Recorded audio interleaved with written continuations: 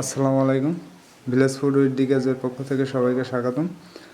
আমরা বরাবরের মতো বেশিরভাগই রান্না বাড়া, তারপরে মাঠের যে কৃষিকাজ নিয়ে ভিডিওগুলো করে থাকি।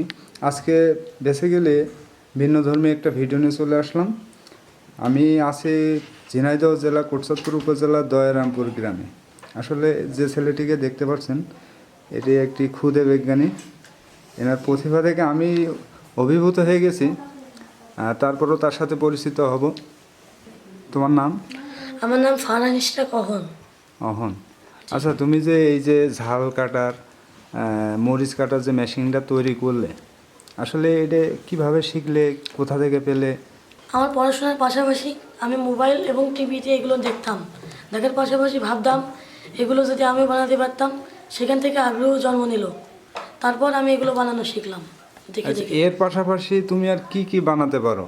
এর পাশাপাশি আমি বিভিন্ন জিনিস বানাতে পারি, যেমন গাড়ি, ফ্যান, ওয়াটার পাম্প, এগুলো বানাতে পারি। এগুলো বানাতে পারো?